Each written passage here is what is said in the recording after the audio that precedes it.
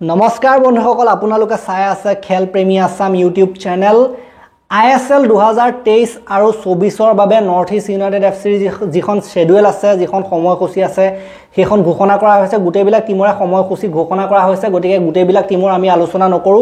আমি আমাৰ নিজৰ টিম নৰ্থ ইষ্ট ইউনাইটেড এফসিৰ যেটো শেডিউল আছে সময়সূচী আছে সেইটোৰ বিষয়ে আলোচনা কৰিম কোনবিলাক খেল টান হ'বলৈ গৈ আছে কোনবিলাক খেল অলপ সহজ হ'বলৈ গৈ আছে আৰু কেতিয়া কেতিয়া আছে খেল হোম খেল কেতিয়া আছে এৱে খেল কেতিয়া আছে সেইবিলাকৰ বিষয়ে আলোচনা কৰিবলৈ যাম সো প্ৰথমখন খেল নৰ্থ ইষ্ট ইউনাইটেড এফসিৰ আছে 24 সেপ্টেম্বৰ তাৰিখে 24 সেপ্টেম্বৰ তাৰিখে টান খেল আছে মুম্বাই সিটি এফসিৰ লগত গতিকে মুম্বাই সিটি এফসি যথেষ্ট টান টিম বুলি ক'ব লাগিব সহজ নহব মুম্বাই সিটি এফসি ঘৰুৱাটো গতিকে প্ৰথম কঠিনৰ পৰা আৰম্ভ কৰিব ঘৰতে হ'ব সেইটো ভাল কথা দ্বিতীয়খন খেল North East United FC Chennai এফসিৰ বিৰুদ্ধে খেলিব সেইখনো হোমতে হ'ব সেইখন হ'ব 29 সেপ্টেম্বৰ তাৰিখে নিশা 8 বজাত তাৰ পাছত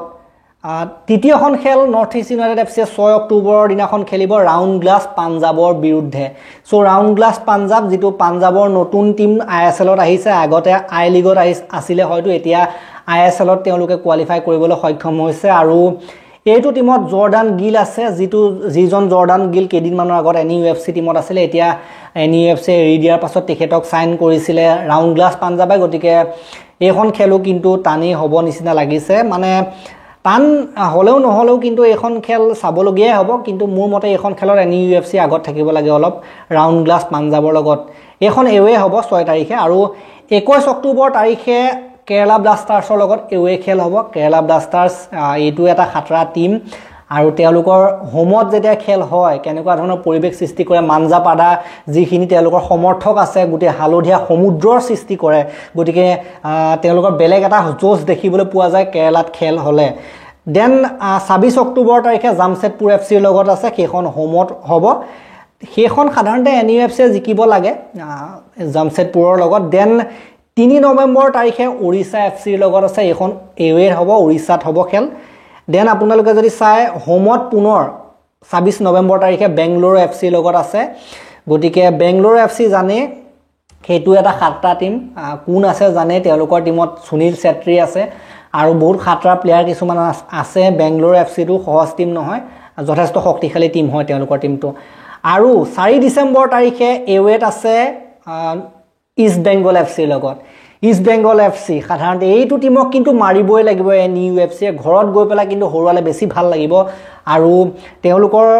তেওঁলোকক যেতিয়া ঘৰত গৈ পেলাই হৰুৱাব হেতু মানে দেখিয়ে ভাল লাগিব কিবা এটা গতিকে ইষ্ট বেংগল এফসিৰ লগত 4 ডিসেম্বৰ তাৰিখে আছে নিশা 8 বজাত আৰু দেন যদি চাই 4 ডিসেম্বৰ ইষ্ট বেংগল দেন 10 ডিসেম্বৰ তাৰিখে হায়দৰাবাদ এফসিৰ লগত আছে হায়দৰাবাদ এফসিটো কম নহয় আজিকালিটো খাতৰা টিম হয় হায়দৰাবাদ এফসিৰ লগত বাৰু হোমতে হ'ব দেন 15 ডিসেম্বৰ তাৰিখে আটাইতকৈ শক্তিশালী টিম বুলি ক'ব লাগিব মোহন বাগানৰ লগত 15 ডিসেম্বৰ তাৰিখে আছে সেইখন হোমত হ'ব নিশা 8 বজাত দেন 24 ডিসেম্বৰ তাৰিখে এৱে আছে বেংগলোৰ এফসিৰ লগত সেইখন এৱে হ'ব দেন 29 ডিসেম্বৰ তাৰিখে আছে এফসি গোৱাৰ লগত সেইখন হ'ব হোমত গতিকে এইটো হৈছে north East United FC schedule 2000 schedule যেটো সময়সূচী 2023-24 ৰ বাবে গতিকে গুটে যদি বৰ্তমান সময়ত যিখন শেডিউল ওলাইছে এইখন যদি চাই কোনোখন খেলে সহজ নিচিনা নালাগে কাৰণ ফুটবলৰ কথাটো বেলেগ হয় কেতিয়াবা বহুত মানে এনেকুৱা হয় যে কেতিয়াবা বহুত শক্তিশালী টিমৰ লগতো সহজতে জিকি যোৱা হয় কেতিয়াবা আকৌ বহুত দুৰ্বল টিমৰ লগতো ঘপককৈ মানে জিকিবলৈ টান হয় ড্ৰ হয় এনেকুৱা ধৰণৰ কথাবিলাক হয় গতিকে ফুটবলৰ কথাটো বেলেগ মানে ক্ৰিকেট বা আন খেলতকৈ ফুটবলৰ কথাটো খুব সম্পূৰ্ণৰূপে বেলেগ হয় গতিকে বৰ্তমান সময়ছোৱাত এই কেখন খেলৰে ওলাইছে গতিকে বৰ্তমান প্ৰথমতে গুটে কেখন ফিক্সাৰ একেবাৰে দি দিয়া নাই গুটেখিনি একেবাৰে সময়সূচী বাহিৰ কৰি দিয়া নাই প্ৰথমতে কেখন মানুহে বাহিৰ কৰিছে গতিকে প্ৰথমতে যিকেখন পৰিছে মানে এনেকৈ সিধাই কৈ দিব নোৱাৰো যে আমি জিকিমি বুলি কৈ দিব পৰা মানে এনেকুৱা ধৰণৰ কোনো শেডিউল বা ফিক্সাৰ নহয় এইকেখন গুটেকেখন যদি চাই গুটেকেখনে কিন্তু গাম্ভীৰ্যপূৰ্ণ খেল ভালদৰে খেলিব লাগিব গতিকে কোনেও মানে এৰি দিয়া বিধৰ টিম নহয় এটাও গতিকে এই ISLৰ যিটো লেভেল সেইটো আপ হৈছে আগৰ পৰা আগৰ নিচিনা নাই আৰু এটা কোনোবা দুৰ্বল কোনোবা শক্তিশালী সেইটো নাই জুনে টুনে জাক তাক হৰুৱাব পাৰে গতিকে কোনোখন খেলে সহজ নহয় বা কোনোখন খেলে মানে ইজিলি মানে এৰি দিবলগীয়া খেল নহয় বা ইজিলি জিকিবলগীয়া খেল নহয় গতিকে কাটা টক্কৰ হ'ব ISLত সাধাৰণতে আজিকালি লেভেলটো বহুত ওপৰলৈ গৈছে গতিকে ফুটবলৰ সমৰ্থকসকলৰ বাবে ভাল কথা ISLৰ লেভেলটো যেতিয়া আপ হ'ব ভাৰতীয় টিমৰ লেভেলো আপ হ'ব কথাটো তেনেকুৱাই হয় ন গতিকে পাছৰ যিবিলাক সময়সূচী ওলাব এতিয়াতো এইকেইখনে ওলাইছে পাছৰ সময়সূচীবিলাক উলিয়ালে আমি তাৰ ওপৰত আৰু বেলেগ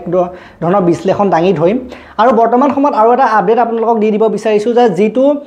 টিভি চেনেল